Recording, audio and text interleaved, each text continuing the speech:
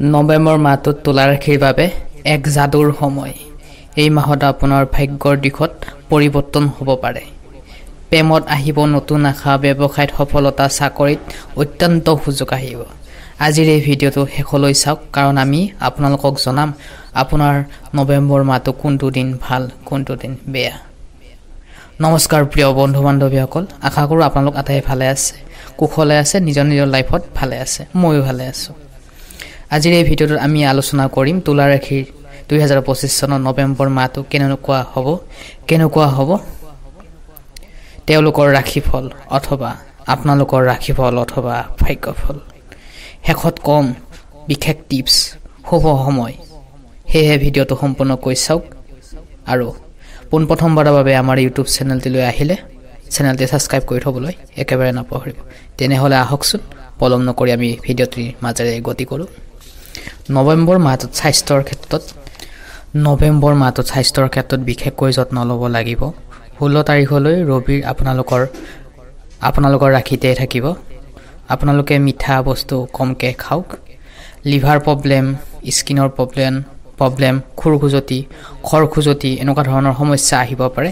তাক লৈ যত্ন ৰাখিব নিজক লৈ, আৰু খাদ্য সময়মতে খাবলৈ চেষ্টা কৰিব। উপাৰ্জনৰ ঘৰত কেতুৰ স্থিতি থাকিলে অযথা খৰচ হ'ব পাৰে। তাক লৈ আপুনি ধ্যান ৰাখিব লাগিব। আপোনাৰ জন্মচক্ৰৰ ওপৰত যদি কেতুৰ স্থিতি আছে, যদি অশুভ স্থিতি হয় তেনেহ'লে খৰচ হ'বই। ইনকামৰ ক্ষেত্ৰত অলপ সাৱধান হ'ব লাগিব, ছেভিং কৰিব লাগিব। ছেভিঙৰ ক্ষেত্ৰত মংগল বুধ দৃষ্টি আছে, 24 তাৰিখলৈ আছে। ব্যৱসায়ত ঘৰত বুধৰ স্থিতি বহুতেই ভাল, সেয়েহে ব্যৱসায় ভাল হ'ব, ইনকামো ভাল হ'ব, কিন্তু খৰচৰ মাত্ৰাও দেখা পোৱা গৈছে। ছেভিঙৰ ক্ষেত্ৰত অলপ কষ্ট দেখা গৈছে, কিন্তু সেয়েহে 23 তাৰিখৰ পাছত কিন্তু ভালে। বৃহস্পতিৰ কৰ্মৰতা আপোনাৰ ৰাশিৰ প্ৰৱেশ কৰাৰ লগতে বহুতো নানা ধৰণৰ সমস্যা আহিব পাৰে। তাক লৈ অলপ ধ্যান দি ৰাখিব। প্ৰিয় দৰ্শক, আপোনালোকক আমি শিকাই থকা নাই, জাষ্ট ৰাস্তাটো দেখাই দি আছোঁ। ভক্তি মনেৰে কমেণ্ট বক্সত জয় মা লক্ষ্মী নাম উচ্চাৰণ কৰিব। এইবাৰ আহিছোঁ, আহকচোন লাভ ৰিলেশ্যনশ্বিপ, প্ৰেম আৰু ভালপোৱাৰ বিষয়ে জানো আহকচোন। লাভ ৰিলেশ্যনশ্বিপত ৰাহুৰ দৃষ্টি থকাৰ কাৰণে মনত ভয় ভাৱ থাকিব পাৰে।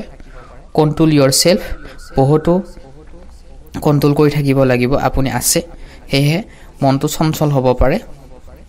যদি কিবা কিনিব বিচাৰে ৰিলেশ্যনশ্বিপত, নিজৰ লাইফ পাৰ্টনাৰৰ জৰিয়তে আপুনি কিবা কিনা বেচা কৰি লৈ যদি আপোনাৰ নিজৰ পাৰ্টনাৰজনক সহায় কৰিব বিচাৰে, তেনেহ'লে নিশ্চয় মনত কনফিউজ ভাৱবিলাক নাৰাখিব, নিশ্চয় কৰিব তেনেকৈ।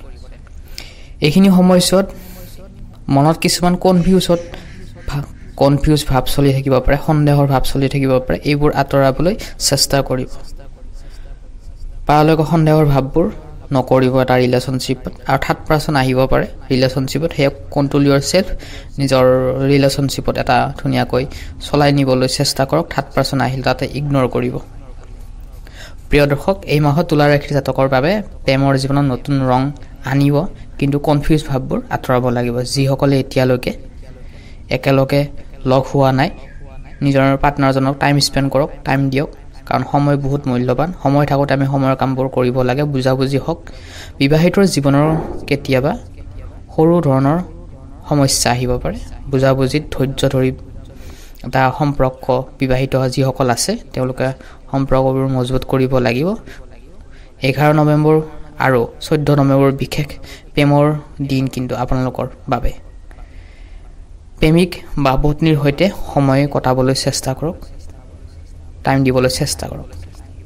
প্ৰিয় দৰ্শক, এইবাৰ আহিছোঁ চাকৰি আৰু কৰ্মৰ ক্ষেত্ৰত। তুলা ৰাশিৰ বাবে এই মাহটোত কৰ্মক্ষেত্ৰত নতুন সুযোগ আহিব পাৰে।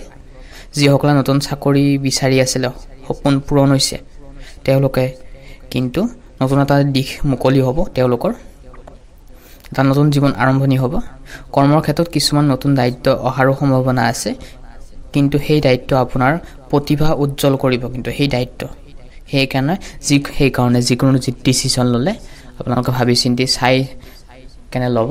এটা ডিচিশ্যনে মানুহক বহুতো আগুৱাই নিব পাৰে, আৰু এটা ডিচিশ্যনে মানুহক বহুতো তললৈ নুমাই দিব পাৰে। সেইকাৰণে যিকোনো ডিচিশ্যন ল'লে কৰ্মৰ ক্ষেত্ৰত ভাবি চিন্তি 10 বাৰ ল'ব কাৰণে চেষ্টা কৰিব হঠাৎ নল'ব খঙত বা দুখত ইমোশনাল হৈ নল'ব যদি লয় তেনেহলে আপুনিয়ে কষ্ট পাব নিজৰ কামত মনোযোগ ৰাখক আৰু আগবাৰক আৰু কনফিউজ ভাববোৰ আঁতৰাবলৈ চেষ্টা কৰক ব্যৱসায় আৰু অৰ্থনৈতিকৰ ক্ষেত্ৰত ব্যৱসায় কৰা তুলা ৰাশিৰ জাতক জাতিকাসকলৰ বাবে এই মাহটো লাভদায়ক হ'ব 9 নৱেম্বৰৰ পৰা 12 নৱেম্বৰৰ ভিতৰত ব্যৱসায় নতুন সুযোগ আহিব পাৰে কিন্তু হয় ধনৰ আগমন হ'ব পাৰে বিশ্বাসযোগ্য ব্যক্তিৰ লগত ব্যৱসায় স্থাপন কৰক এবাৰ জানোৱা হকচোন শিক্ষাৰ ক্ষেত্ৰত প্ৰিয় দৰ্শক এতিয়ালৈ যদি আমাৰ ইউটিউব চেনেলটি সাবস্ক্ৰাইব কৰা নাই জলদি দয়া কৰি আমাৰ ইউটিউব চেনেলটো সাবস্ক্ৰাইব কৰি থবলৈ একেবাৰে নাপাহৰিব কাৰণ আমি মাহেকীয়া ৰাখিবলৈ আগতীয়াকৈ দিওঁ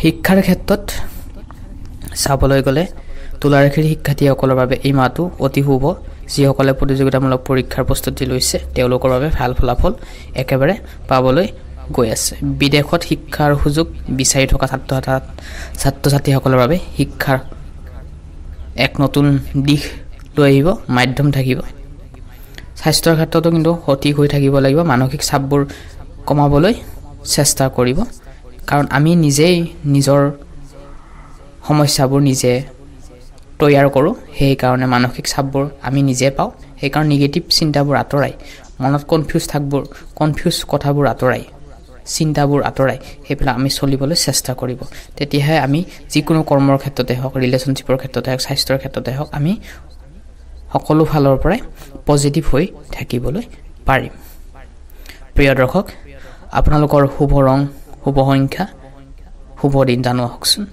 শুভ ৰং হৈছে নীলা আৰু গুলপীয়া শুভ সংখ্যা হৈছে 6 আৰু 9 শুভ দিন হৈছে শুক্ৰবাৰ আৰু সোমবাৰ হয় ঠিকই শুনিছে বিশেষ শুভ দিন হৈছে 5 নৱেম্বৰ নতুন কাম কৰাৰ আৰম্ভ কৰাৰ এটা অত্যন্ত শুভ দিন হৈছে 14 নৱেম্বৰ ধনৰ লাভৰ সুযোগ সম্ভাৱনা দেখিবলৈ পাব পাৰে 28 নৱেম্বৰ প্ৰেমৰ ক্ষেত্ৰত সম্পৰ্কৰ ক্ষেত্ৰত একদম শুভ হ'ব তুলা ৰাশিৰ লোকসকল যদি প্ৰিয় দৰ্শক যদি আপুনি তুলা ৰাশি লোক হয় তেনেহলে নিশ্চয় কমেন্ট বক্সত আপোনাৰ মতামত জনাবলৈ একেবাৰে নাপাহৰিব আৰু যদিও তুলা নহয় তেনেহলে আপোনাৰ ৰাশি অনুযায়ী আমি ইতিমধ্যে প্লেলিষ্ট বনাই থৈ দিছো সম্পূৰ্ণ ৰাশিফল জীৱনৰ পৰা সম্পূৰ্ণ জীৱন তেনেহলে তাতে গৈ আপোনাৰ লোকে চাব পাৰে প্ৰিয় দৰ্শক তেনেহলে যদি ভিডিওটো ভাল লাগিল প্ৰিয় দৰ্শক যদিহে ভিডিওটো ভাল লাগিল লাইক কমেন্ট কৰাৰ লগতে